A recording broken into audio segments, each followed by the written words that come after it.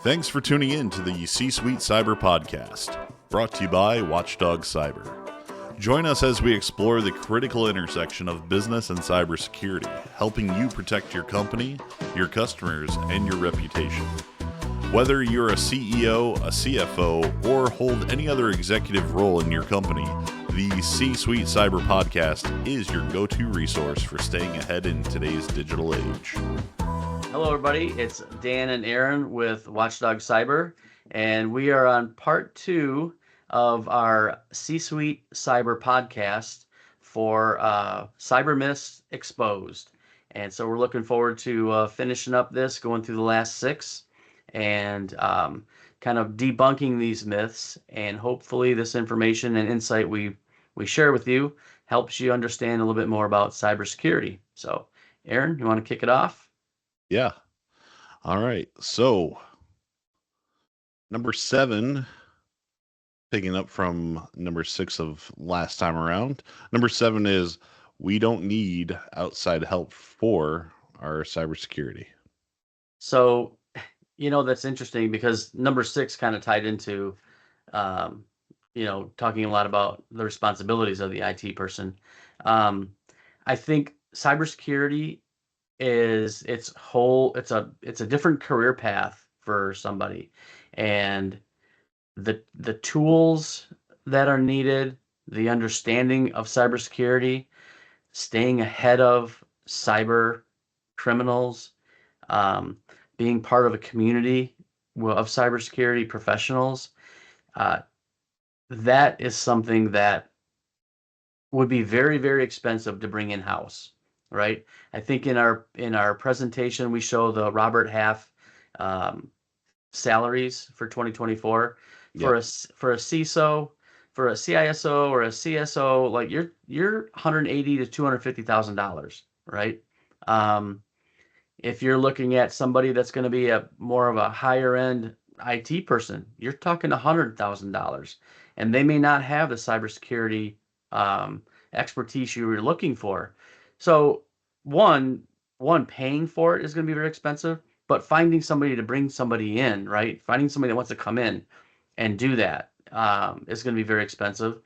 And they still have to bring in the tools and all that time to put everything together, right? So in all actuality, you kind of see these virtual or fractional type positions popping up with a CFO or some other position where you don't necessarily have to be there the whole time, right? I don't need to pay someone 40 hours to be there. But if I can bring somebody in that can put this stuff together at a fraction of the cost and manage it and monitor it and help the business stay safe, and then also working with my IT staff and helping them do their job better, I mean, it's really a win-win situation, because the company's going to end up being better protected. They're not going to be spending the money to bring somebody on staff, and it's going to give more support to their IT staff. So definitely, there's a lot of companies out there that you can talk to come in and help with cybersecurity. I think it's the best way to go. Yeah, and I think also thinking back to just companies that have internal IT teams or somebody that's working with a traditional MSP, these guys are really good at IT, right? They're really good at the operational side of things. They're really, really good at delivering customer service when it's needed. And they all know the importance of delivering cybersecurity for a business, at least from a technical aspect. Mm-hmm. But they struggle to communicate the importance of it. Again, I think we talked about that last time, is a lot of these guys are introverted and they struggle to communicate effectively with leadership on the things that should be done for the business. Right. And because of that, kind of that mindset, business leadership, again, they don't necessarily take them seriously or take their advice truly to heart. Right. we often find that a lot of business leadership they're like, oh, great, here comes the IT guy, right? Right. Oh, he wants to spend more money. Oh my God, here we go, right? Like, Right. and part of that is just because these guys are trying to do what is best for the organization, but they don't necessarily know how to communicate it. Yeah. Um, Yeah. I agree with you, Dan. You had mentioned, the last time around with the first six myths that a lot of these guys are overworked. A lot of times they're underpaid for what they do. Yeah. But yeah, I mean, it is two completely different schools of thought, right? Hmm. Managing an IT infrastructure versus securing it.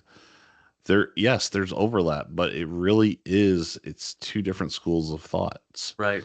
Um, and Yeah. again, cybersecurity is just so much bigger than just IT, right? Right. It's all about risk management and risk mitigation and Exactly. figuring out what your risk appetite is for your business. Right. Bottom line. Yeah. It's like you said, different conversation. It's risk mitigation, and um, I IT conversations are not risk mitigation conversations. They're just not. Not usually. It's operational, right? Yeah. And so when you look at that, I mean, I was, I ask company leadership, CEOs and presidents, if you had a vulnerability, would you want to know about it? And they all say, well, yeah. And then you show them. Well, I thought my guy was doing that. He's not doing that because it's more along the lines of security versus operational. Everything's still working, no one's complaining, and you Right. think it's all set. That's not how it works, right? You need somebody that's going to look at a network environment as a cyber criminal would look at it. But you want them to be the good guy, right? I mean, you Yeah. want them to say, here's a list of things that need to be fixed. Can you do it? Okay, great. You can do half, we can do the other. That's where the a co-managed environment works. That's why you do need somebody from the outside. Even if you've got a good team, right? You still should have somebody checking their work. Using school as an example, would you let a teenager check his own homework and turn it in and write his own grade in the grade book? Right. I say right, that just tells you how old I am, but enter it in. But you're not gonna that will not be allowed, right? Someone else is gonna check that paper and put the proper grade in. You don't let the same person do that. You shouldn't let the same person do that. Well, and the IT folks that we're talking to at these different organizations, they are welcoming a different set of Right, eyes, right? right. Sure. Um, because they're like, I think we're in good shape. Yeah, I've done a lot of things. I think we're good, yeah, and we can show some very basic things that shows that maybe they aren't. So, right. Well, the other thing too is, we do have a couple of good partners that we're working with that are IT companies that we help, and we are their outside source for pen testing and vulnerability assessments. But we've talked to other ones, and the IT companies are giving the people grief, like you bring them in here, yeah. we're not, you're gonna have to pay. That's not covered under your contract. I mean, to me, that's red flag. Like that's huge. Like why don't they want that stuff checked? We're not here to kick them out. We're to make sure that company is properly protected, right? So it's very interesting when you hear that, and it's Well, unfortunate. and we've come across the inverse of that too, right? We working with an organization in the dental space. They just Mm-hmm. made huge investments with their current MSP, and the MSP said, "Hey, now that we've got you fully onboarded, you've made this huge investment, you should consider doing a pen test to make sure Yeah, that everything that we told you that we're doing to make sure that it's all good, to make sure we didn't miss anything throughout the process." right. And I mean, I think that shows huge integrity on their part. Absolutely. Because is that something they could have done themselves? Could they have pen tested themselves? Yeah, they've got the team and they've got the skills and they've got the tools and they've got all the processes to do Right. that. But they also said to the customer, we shouldn't. You should find Right. somebody else, right? Right. Right. Right. And there's a cost to it. they're going to pay to have it done. They're going to pay their current IT provider, or they're going to pay a third party person to come in and do it. If they still got to pay for it, well, have somebody that doesn't have skin in, like have somebody that's the outside person coming and checking. And my advice is, if your current IT provider is shying away from that and giving you grief from doing it, I think you gotta start asking yourself some hard questions. If they welcome it, you got the right partner. Agreed. 100% agree. All right. Myth 8. We're in the cloud, so we're safe. Read your T's and C's. Yeah, 100%. Like, just read your T's and C's. And there are some good there are some providers out there that do back up, and they do provide some of that stuff, right? And I think when you start talking about that, most people would think about like Microsoft, no, Office 365, right? Are you backing up that information? I think the majority of people that we talk to say, well, isn't Microsoft doing that? No, they're not. Right? No, they're not. Now you may have an ERP system or something like that. Maybe they do have some redundancy and they may have some of that. But I would definitely make sure, right? I would definitely making sure. But when you're talking about Dropbox or Box or Office 365 or any of these other things, you need to find out, because you don't want to find out when they get breached and that data gets deleted or sold on the dark web or goes missing. You don't know what happened, and they're like, well, that you should have backed it up. Here's where it says right here in the T's and C's that was your responsibility. And unfortunately, it's the cloud is just it's a computer that's over there. It's someone else's computer. Right. That's all it is. It's out there. Like, it's just funny. It doesn't, just because it's in the cloud does not mean like all is well and you're suited and booted, right? It just doesn't work that way.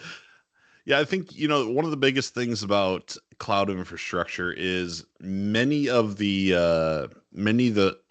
software as a service models or infrastructure as a service model or whatever that is, right? Um, if you read your T's and C's, it very much is written to the fact that it is a shared responsibility, right? Yeah. Like, these providers are giving you a platform to put data in, to store that data, to allow you to come back and modify it, move it, do whatever you want with it, right? And it's helping you reduce your expenses by not having to buy a piece of hardware every 4 to 5 years and making sure that it's up to date and adding additional storage if need be, because you're maxing out storage. Like, it's taking that physical server out of your closet, Right. right? Right. And it's giving you the ability of having nearly 100% uptime, because they're hosting in large data centers and they're hosting many customers, right? So they want to do everything they can to make sure that they're delivering the best service possible to Mhm. gain more market share and whatever. Um, but when it boils down to it, you are the data owner, right? None of these Right. platforms own your data. You're Right. responsible for the data that gets put in there, and you're responsible to what happens to it, right? Right. Um, the other thing too, when it comes to cloud infrastructure is, I think about some of the breaches that have happened this year, right? And some of the breaches were in cloud environments that, you know, really big companies use, um, that leaked data, right? So the company was part of that larger company's supply chain. Um, and it was due to like a misconfiguration of not having MFA turned on a particular portal, Yeah. or having a stale user account still have access to a portal or whatever, right? And so, again, just because because you're in the cloud doesn't mean that you are protected from a business aspect. Right. Um, You got to do your due diligence and find those right cloud providers and make sure, they're going through regular audits themselves. Hmm. Um, I think the most important thing, again, you started this little bit of the conversation out of read your T's and C's. Right. And the T's and C's are going to be a ton of legal mumbo jumbo that nobody's going to understand. That's why they But don't read it. we also talked about Chat GPT the last time. So why don't you just grab the link for whatever the T's and C's are and chunk it into Chat GPT and say, review this page for me and summarize it in layman's terms so Yeah. that you'll understand what it actually says and what your responsibilities are. Right. Right. Should be a Chat GTP training course. You did that the last episode. Little nuggets, right? That's Right. what it takes. Hey, well, hey, gotta help somebody. Hopefully it does. I'm sure it will. All right, myth 9. Changing passwords frequently is enough. Hmm. Well, if you remember back to my story in the previous episode about the business owner that was an attorney, it was Ohio sucks exclamation point, right? Um, I don't think he ever changed it. It's changed now, but uh, social engineering and the information that people are putting out on Facebook and things that are out on TikTok or all these different social platforms, uh, they're being scraped for information, right? I mean, you're putting things out there without even probably realizing it, right? We can guess your favorite color, answer these questions. Like they're not really guessing your favorite color. They're They're gathering just, information on yeah, you, data right? mining you. Right. And the problem with that is just like Ohio sucks or Hawaii 2025 exclamation point because someone's got a vacation that's been planned for 2 years and it's in 2025 and it's in Hawaii and they've been posting about it. Like these things that are relevant to your life and your work and your kids and your dogs and your cats and those are not passwords. They should not be part of a password, right? So, I mean, we talked about this yesterday with the password manager, and people are like, "Oh God, I gotta use the password manager. Oh, what am I supposed to do?" It is so easy. I can't believe it. I mean, been doing it for almost 3 years now, but like, man, I wish I would have known about this 10 years ago, Yeah. just how easy it is. And now I'm creating like very complex and strong passwords. Not that I'm doing it, they're being generated, but I don't have to remember them, right? And the password is not enough in itself. It should be strong, should be complex. MFA, you got to have another type of authentication in there. I'm not even sure what the next myths are if we even talk about that, but that should be another piece of you gaining access into your accounts. And you think about bank accounts, you think about your investment accounts.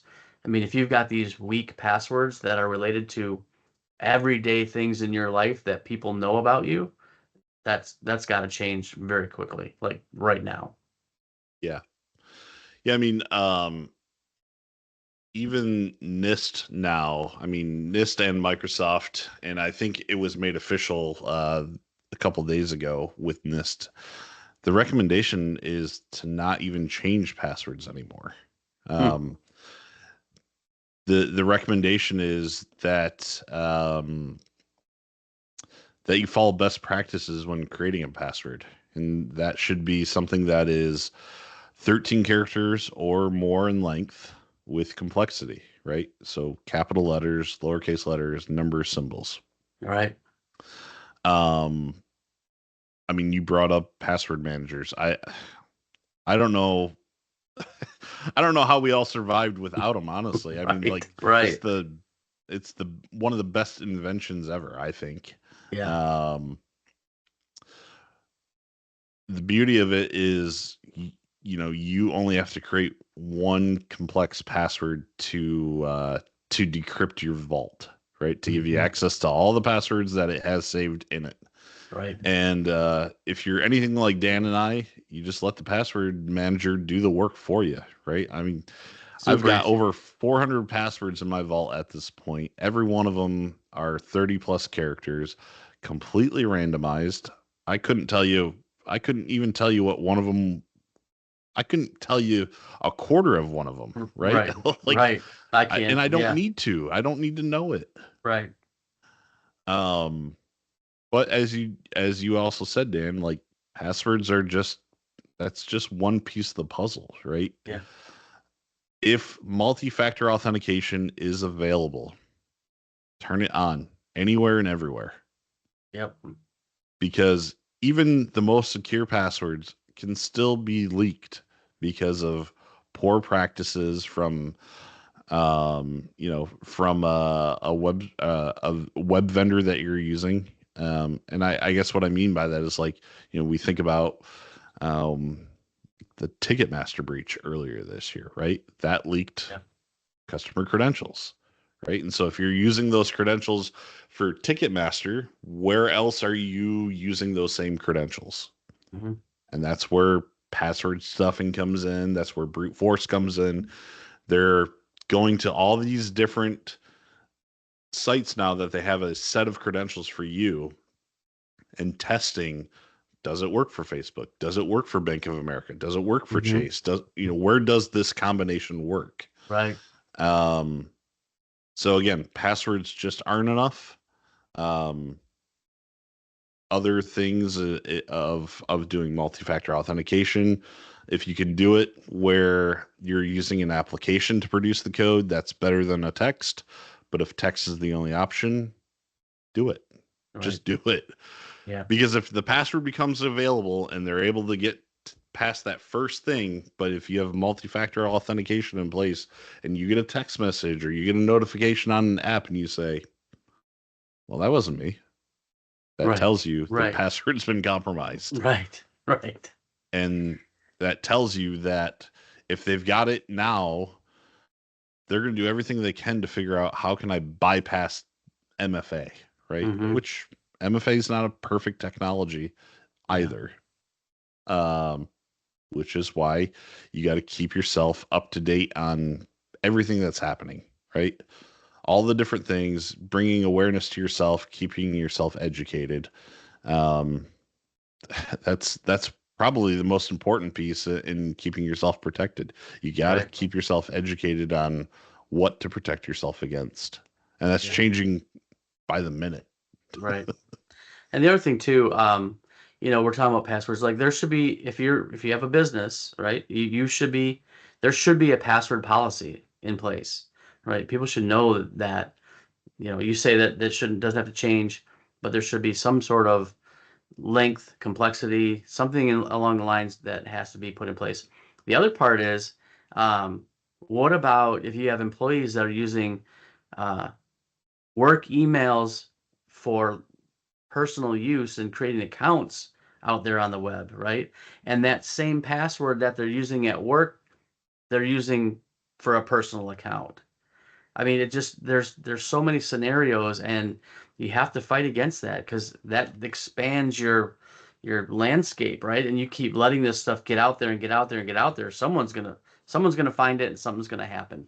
So you got those are another thing to take care of is making sure that people are not using the same type of password that they're using, the same password that they're using at work for a personal site. Yeah, so true. All right, I think we beat that one Oh yeah, it's to done. death. Yeah. Put a fork in it. It's done. All right, number 10, cybersecurity is too expensive. Yep. No, just kidding. I think that just plays into the lack of understanding what cybersecurity is to start with, right? Um, they think it's something they're going to buy. It's if you have a fleet of trucks and it's like they think they gotta buy another truck. It's not the same thing because it's protection. They might say, well, I have insurance. Insurance is good, and hopefully it's not needed. That's what insurance is for, in case something happens. But um, it really depends, because it varies what you're going to put in place. It depends on your business. Um, We have a small company that we've been talking to. It's a financial advisor, over $100 million book of business. Um, when we showed him the price, he was like, "That's perfectly fine," right? And I Hmm. think it's the person. I think it's the person, it's the company, the mindset, what they have. Do they understand the impact that a cyber breach is going to have on their business? What are they trying to mitigate, right? What is that whole risk? Because people know it's expensive if you get breached, but I don't think they're putting the two and two together, right? They're thinking, "Oh, there's something else I got to pay for." Well, Yeah. do you say that every month when you pay your cell phone bill, when you pay your internet bill? You do that now. You've been doing it the last 20 years, but 40 years ago you didn't have it. Maybe you kicked and screamed a little bit in the beginning because you had to do it, but now it's just part of what you pay for. And I think the way things are going right now, there's going to be a line item on a P&L that's going to show here's what we spend for cybersecurity. Um, and it's relative. It's hard to say that it's expensive. I think it's relative to the amount of risk that you're trying to avoid. If that's what it is, right? The last episode you mentioned the four different things you can do with risk, right? But um, it's just it's almost like beauty is in the eye of the beholder, right? Do you want to protect it or not? What are you going to do? Yeah, I mean, I think you just said something that totally makes sense is the expense is relative, right? Sure, it's expensive to make an investment for something that you don't have a line item for today, right? Mm-hmm. Like, Mm-hmm. yeah, where are you going to get that money from? Right. But the inverse of that is, all right, you don't make the investment to protect your business proactively, and now you've got a data breach, and now you've been down for 21 days, Mm-hmm. and now you've got to let your employees know that their information was leaked. And now you've got to put in credit monitoring for all of them. And now you've got to let your customers know the same thing, that you've leaked Right. some of their data. And now you've got to worry about whether you're going to retain those customers and retain the reputation that you've taken so long to build. Right. Right. All this is relative, right? Right. So Right. sure, is cybersecurity expensive? Yeah, if you don't have a budget for it today, it may be expensive to somebody that doesn't have the right mindset. Right. But what is more expensive? The consequences after a breach are significantly more expensive. Oh yeah. Yeah.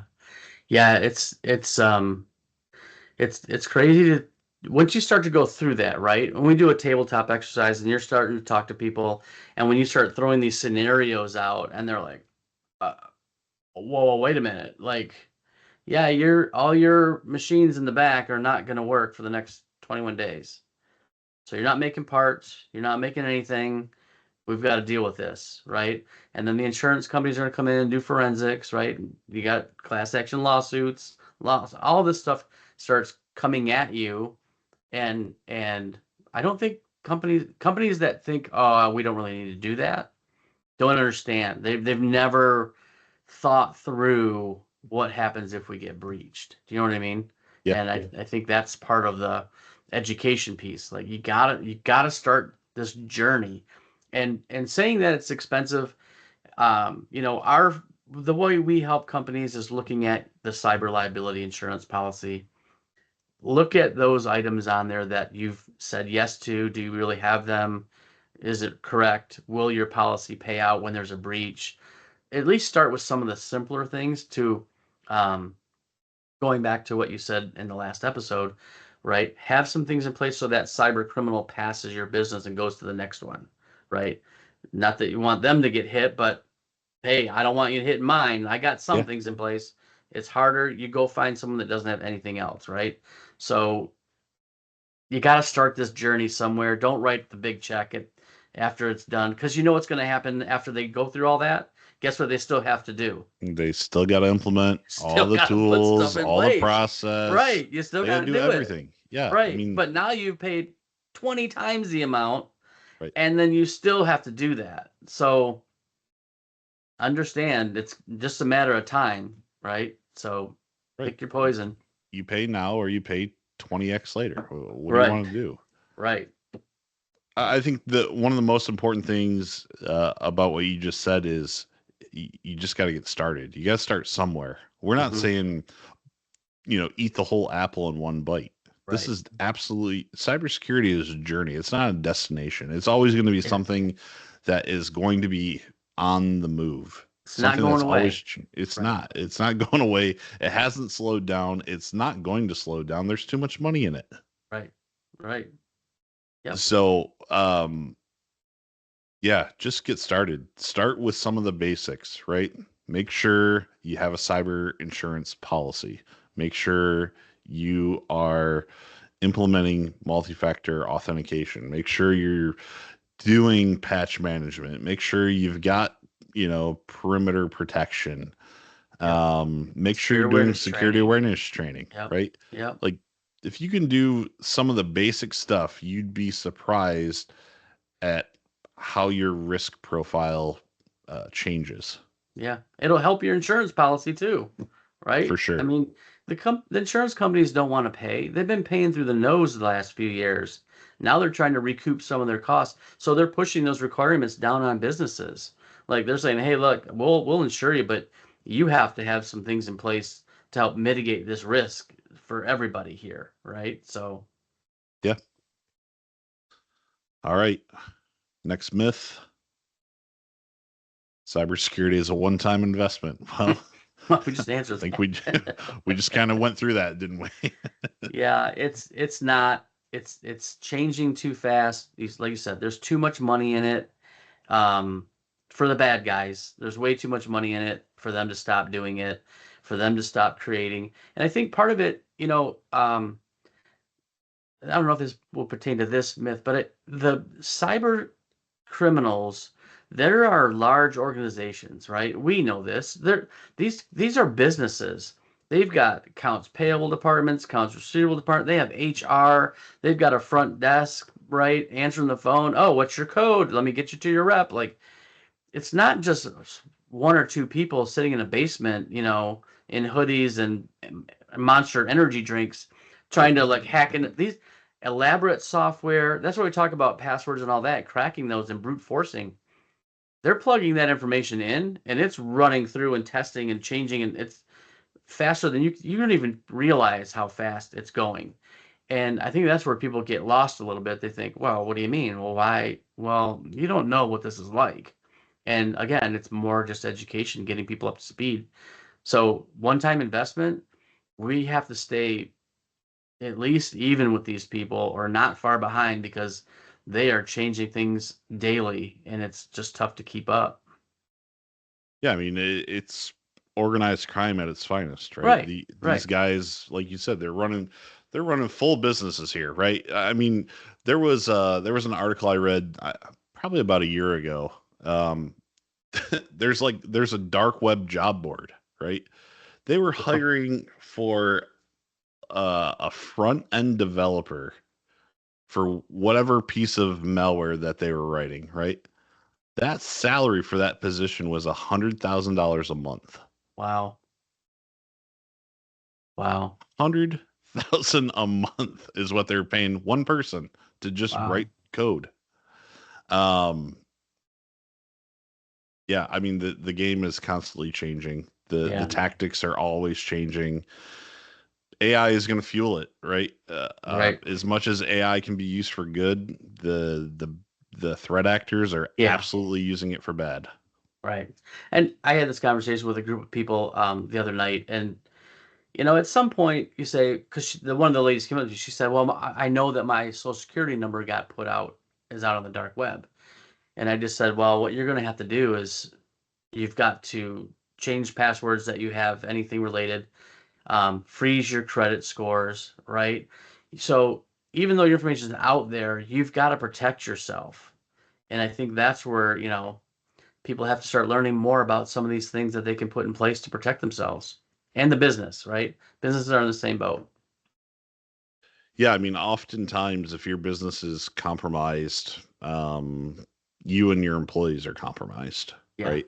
Right. So, cybersecurity from a personal standpoint, yeah, I mean, absolutely. At this point, if you're not freezing your credit, uh, take the time today and do that, right?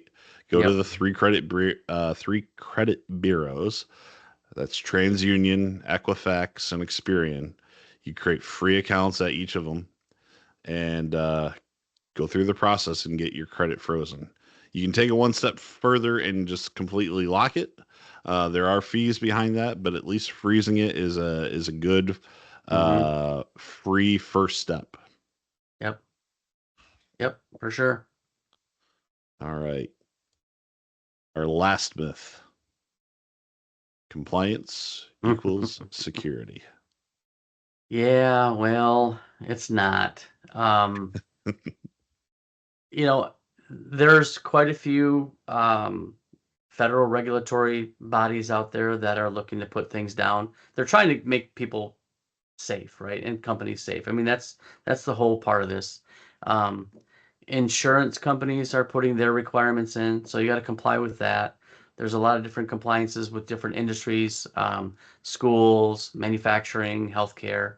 Um, but unfortunately, those are in line with those governing bodies, those requirements, and it doesn't mean that your data is protected, right? You're just following the rules of a compliancy program. So you got to know that there's a difference. And I think we would talk about this with other companies in different groups. There's the three-legged stool theory, right? You've got IT as one leg, you have security as one leg, and you have compliance as one leg. If one of those is not in place, that stool is not going to stand. And I think too many times people don't necessarily understand compliance completely, just like they don't understand cybersecurity completely. Um, they have to begin to really apply themselves a little bit and start to bring somebody in that can help them. Um, Much cheaper to do it that way, but you gotta look for some expertise in those in compliance and security. Yeah, I mean, compliance is designed to help give you a baseline for security. Um, and um, I kind of look at compliance similar to like almost like a college degree, right? You can get somebody that has tons of book smarts, go through a college program, and they come flying out with a 4 point, and they've now got a piece of paper that says, "Hey, I'm good enough. Hire me." Right? Right, And right, I kind of look at compliance the same way because it's you're you're checking boxes to say, "Yep, I've met all the requirements and now I'm compliant." Um, but thinking back to that college kid that now has this degree and says, "I'm beneficial to the world, hire me," they don't have the experience, right? right, Or the experience they have is so little that it's not effective. And so, kind of tying that back to my compliance thought of, great, you've met all the requirements for compliance, and it's given you a basic baseline as far as securing your environment. But is it really enough? Right? right, Is it enough to satisfy the risk profile of your business? Oftentimes, no. right. Yeah, yeah. It's just there's a lot of moving parts in it, and I think there's some of the larger a large company will have a compliance officer, right? Somebody that is looking after that and managing it. Some of these smaller ones, and think about a business, just a very simple one. Think about PCI compliance. If you're processing credit cards, there's a lot of small companies, small businesses that do that, and large. But I'm just saying the smaller ones are kind of saying, well, yeah, I think that's being done. I think that's yeah. I remember yeah. I think someone scanned something like, and they're okay with that. They're okay with that level of knowledge, right? And I think that's going to have to change. Well, obviously PCI is going to change next March, but Yeah, I think there's just way more to it, and people are, waiting for something to happen, just like cybersecurity. They're waiting for something to happen. Well, the other thing too is like I think about um, there was a private investigation firm that we had reached out to. They were part of I think they were part of one of the golf events that we did. Anywho, we reached out as we do with those events, and the response from the owner was, "Oh, we're fine. We're ISO 27000 certified." Yeah, I remember that. And we're like, "Okay." Um, so again, 20 ISO 27000 is a compliance framework.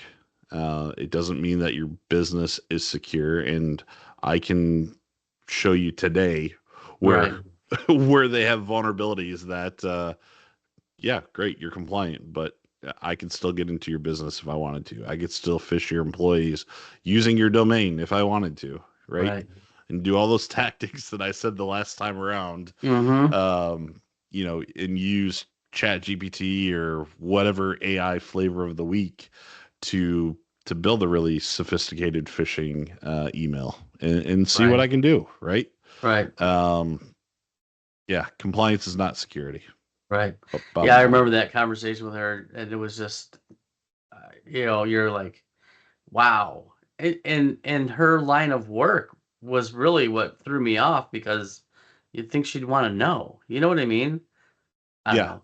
So for it's just sure. very interesting to some of the excuses or rationalizations that people have in their mind about what it is. And I mean, are we trying to help them? Yes. Is there a cost to it? Yes. But bottom line is, you have to protect your business, right? I mean, if you had a vulnerability, do you want to know about it? Next question is, do you want to fix it? Right. Right? Do you want to fix it? Because you got to do something, or I guess you don't have to, but um, yeah, it's very, very strange. Well, and I think also we're finding that some people don't want to know about it, right? They're just Right. like, no, let me bury my head in the sand because if I don't know Mm-hmm. about it, Right. Right. then I can't be held liable for it. Well, Right. no, that ignorance is not a defense. Yeah. Well, then they'll be able to piss and moan about when they get breached, and they'll have something to complain about, I True. guess. Yeah, right. But again, once they go through that, you still have to spend the money to put stuff in to protect later on. Yeah. And think about what that's going to do to your insurance rates, your cyber liability insurance policy rates, if you have a policy, your business rates, right? All that. I mean, insurance is already expensive enough. I mean, we don't that's a whole nother topic, but man, why would you not want to limit your risk on just your insurance policies going up? Yeah. I mean, holy smokes, it's not good. Yeah. I mean, I know for us, it's one of those bills that hurts to pay. Yeah, it does. It's but what are you gonna do, right? I mean, you have to have it. You got to do it. So Yep. cool. Well, in wrap up, Dan, what do you have for closing? I guess I would just say, hopefully, in our millions of viewers that have listened to this, that they're learning some things about cybersecurity that um, unravels this a little bit, right? And opens their eyes to really what they should be doing. Um, I would say get started. It's not as costly as you think it's going to be. Um, you have to learn a little bit more about it. If you're in business leadership, learn a little bit more about um, what you should be asking your IT team and your IT provider, um, and work with them. Right, figure out what's going on. A penetration test is a great way to start, because then it gives you a baseline of what's going on, and then you got a road. Then you can put together a roadmap of how to fix things. Yeah. Yeah, I mean, I think the biggest thing is, if you need help getting started, we are absolutely a resource for you. Yep, Um, that's there not are us. There is there are many companies like us out there as well. I mean, there do Yeah, yourself a favor and have those conversations. Get started today and understand where your risk lies and start building that strategy of how you're going to handle it moving forward. I think right. that's the important piece, right? That's the message. You got to start. Well, that's it for today's episode. Cool. We hope you enjoyed the C-Suite Cyber podcast. I'm Aaron. That's Dan, and we will see you next time. Take care, everybody.